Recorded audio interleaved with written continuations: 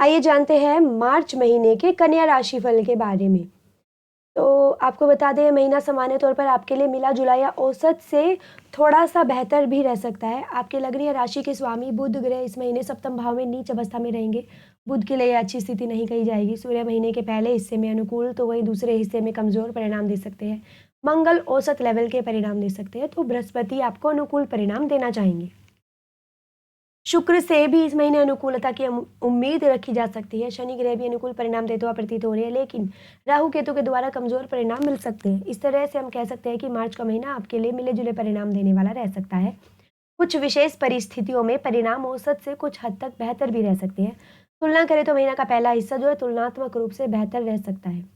अब चलते हैं जीवन के विभिन्न पहलुओं पे। सबसे पहले का बात करेंगे आपके कार्य क्षेत्र के बारे में। आपके करियर स्थान का स्वामी जो इस महीने नीच अवस्था में सप्तम भाव में रहेगा, सामान्य तौर पर ये अनुकूल स्थिति नहीं कही जाएगी। यद्यपि दशम भाव का स्वामी अपने से दशम भाव में रहेगा, एक लिहाज से अनुकूल स्थिति मानी गई है, लेकिन व्यापार का कारक होकर के बुध का नीच हो रहा है। ऐसी स्थिति में कोई रिस्क लेना उचित नहीं रहेगा। व्यापार व्यवसाय से जुड़े लोगों को इस महीने कुछ लाभ तो मिल सकते हैं, लेकिन कोई बड़ा जोखिम उठाना ठीक नहीं रहेगा। कोशिश करें कि जो जैसा चल रहा है उसको उसी तरीके से चलने दें। अपनी कही हुई बातों को पूरा करने की कोशिश करें। जितना ज़रूरी है उतना ही बोलें, अथवा जितना आप कर सकते हैं उतना ही वादा करें। बड़ी-बड़ी बातें करना इस महीने उचित नहीं रहेगा। हालाँकि दशम भाव में मंगल का गोचर आपकी मेहनत के अनुरूप आपको परिणाम देना चाह रहा है, लेकिन इसके बावजूद भी रिस्क लेने से बचने की सलाह हम आपको देना चाहेंगे। वहीं नौकरी पेशा लोग इस महीने सामान्य तौर पर अनुकूल परिणाम प्राप्त करते रहेंगे, लेकिन कार्यालय में किसी सीनियर या सहकर्मी के साथ किसी बात पर कुछ अनबन हो सकती है। कोई आपको नीचा दिखाने की कोशिश कर सकता है, लेकिन इसके बावजूद भी महीने के पहले हिस्से में सूर्य का गोचर तथा दशम भाव में मंगल के गोचर को देखते हुए हम यही कहेंगे कि आपके बॉस आपकी अच्छाई और कमियों को पूरा ध्यान से देख रहे हैं। ऐसी स्थिति में पक्षपात नहीं करेंगे। यदि आप सही रास्ते पे रहेंगे तो लोग आपका साथ देंगे और आपका दर्शन भी अच्छा रहेगा। फलस्वरूप आप प्रशंसा के पात्र भी बनेंगे, लेकिन महीने के दूसरे हिस्से में कुछ ऐसा नहीं करना है जिससे आपकी प्रतिष्ठा पे कोई भी आँच आ जाए। अब चलिए आते आपके आर्थिक जीवन के बारे में बात करेंगे। आर्थिक मामलों की बात करें तो इस महीने आपके धन भाव के स्वामी ग्रह शुक्र उच्च अवस्था में रहेंगे। ऐसी स्थिति में आर्थिक मामलों में वह आपकी मदद करना चाहेंगे। धन का कारक बृहस्पति भाग्य भाव में होकर आपके लाभ भाव के स्वामी चंद्रमा के नक्षत्र में विचरण करेंगे। फलस्वरूप आपको अच्छे लाभ दिलवाने की कोशिश करेंगे। अच्छे लाभ से हमारा तात्पर्य यह है कि आपकी मेहनत की अनुरूप ही आपको लाभ मिलता रहेगा। इस महीने आपके लाभ भाव पर किसी भी ग्रह का लंबे समय तक कोई प्रतिकूल प्रभाव नहीं है, अतः आप अपनी मेहनत के अनुरूप कमाई करते रहेंगे। व्यापार व्यवसाय से जुड़े लोग सामान्य तौर पर अच्छी कमाई कर सकेंगे। लेकिन व्यापार में नई सिरे से कोई निवेश करके आर्थिक नुकसान उठाने का रिस्क लेना फिलहाल के लिए उचित नहीं है।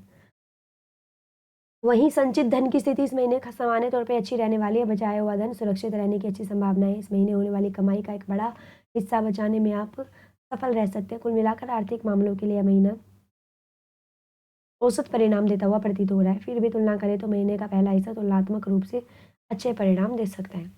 अब आपके स्वास्थ्य के बारे में बात करेंगे। स्वास्थ्य के दृष्टिकोण से मार्च का महीना आपको कुछ हद तक कमजोर परिणाम देता हुआ प्रतीत हो रहा है।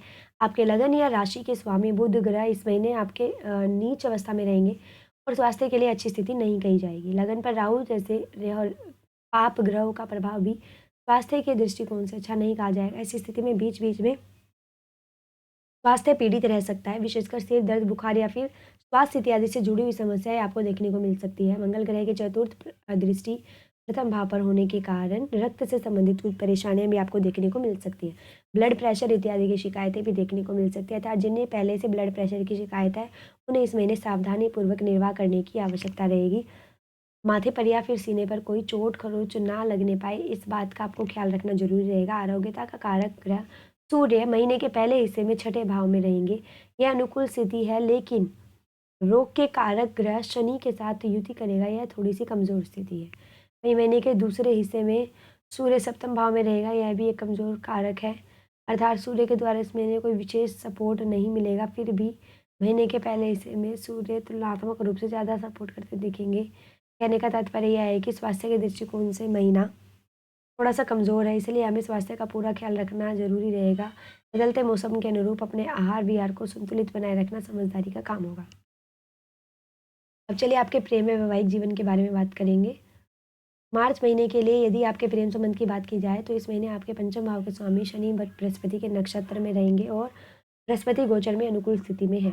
अतः सामान्य तौर पर आपकी लव लाइफ में अनुकूलता बनी रहेगी। हालांकि सूर्य की संगति के कारण महीने की शुरुआत में शनि ग्रह थोड़े अस्त रहेंगे, लेकिन समय के साथ शनि मजबूत होते जाएंगे और आपकी लव लाइफ में अनुकूलता बनी रहेगी। प्रेम का कारक शुक्र इस महीने उच्च अवस्था में सप्तम भाव में रहेगा।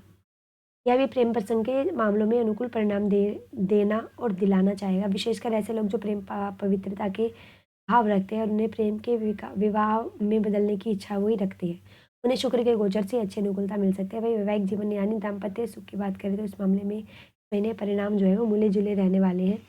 एक और जहाँ उच्च का शुक्र दाम्पत्य जीवन में सुख देने की बात कर रहा है, वहीं नीच का बुध विवाद होने का भी संकेत दे रहा है। राहु की उपस्थिति आपस में गलतफहमी पैदा करने का काम कर सकती है। इसलिए इन सब के बावजूद भी शुक्र और बृहस्पति की अनुकूल स्थिति दाम्पत्य जीवन में संतुलन बनाए रखेगी। इसके बावजूद भी महीने के दूसरे हिस्से में अपेक्षाकृत अधिक आप सावधानी और मर्यादापूर्ण संघर्षों का या संबंधों का आपको निर्वहन जरूरी रहेगा। अब चलिए आपके पारिवारिक जीवन के बारे में बात करेंगे। सामान्य तौर पर राशिफल जो है इसमें 2025 के अनुसार मार्च के पारिवारिक मामलों में मार्च के महीने में सामान्य तौर पर आपको अच्छे परिणाम दे सकते हैं। इस महीने आप एक दूसरे के भाव आपके दूसरे भाव का स्वामी ग्रह उच्च अवस्था में है, जो कि है शुक्र। हालांकि शुक्र के साथ नीच बुध भी रहेंगे, साथ ही ये राहु का प्रभाव भी रहेगा, लेकिन जब इसके बावजूद भी दूसरे भाव के स्वामी की मजबूत स्थिति पारिवारिक मामलों में अच्छी अनुकूलता दे सकती है। हालांकि बीच बीच में परिवार के किसी सदस्य की बदजुबानी या आपसी गलतफहमियों के कारण कुछ परेशानी देखने को मिल सकती है, लेकिन किसी बड़ी समस्या के योग नहीं है। प्यार से बातचीत करके समस्या को दूर किया जा सकेगा। भाई बंधुओं के साथ इस महीने सामान्य तौर पर संबंध स्वास्थ्य और अनुकूल बने रहेंगे। वहीं पर गृहस्थी से जुड़े हुए मामलों में इस महीने आपको सामान्य तौर पर अनुकूल परिणाम मिलते रहेंगे। आपके चतुर्थ भाव का स्वामी बृहस्पति जो है वो भाग्य भाव में चंद्रमा के नक्षत्र में है, जो सामान्य तौर पर आपको अनुकूल परिणाम देना और दिलाना चाहेगा। अर्थात मार्च का महीना आपके लिए पारिवारिक और गृहस्थ दोनों मामलों के लिए सामान्य तौर पर अनुकूल परिणाम दे सकता है। अब इसके साथ हम आपको कुछ उपाय बताएंगे जिससे आपकी लाइफ में जो भी गड़बड़ हो रही है या होने वाली है उसको आप किस तरीके से कुछ हद तक ठीक कर सकते हैं। तो पहला उपाय आपका यह है, काली गाय को गेहूं की रोटी खिलाएं। निसंतान व्यक्ति की सेवा कर उनका आशीर्वाद लें। नियमित रूप से गणेश जी की पूजा अर्चना करें। और इसी के साथ बता देते अगर आप में से कोई भी अपनी या किसी की जन्म कुंडली बनवाना चाहता है तो हमारे चैनल की ईमेल आईडी जो कि है loksevaधर्म@gmail.com पर आप संपर्क कर सकते हैं और मात्र 101 रुपये में हम आपकी जन्म कुंडली बनाकर देंगे। और ऐसे अन्य राशि को जानने के लिए हमारे चैनल लोक सेवा धर्म को सब्सक्राइब करें और वीडियोज़ को लाइक करना ना भूलें।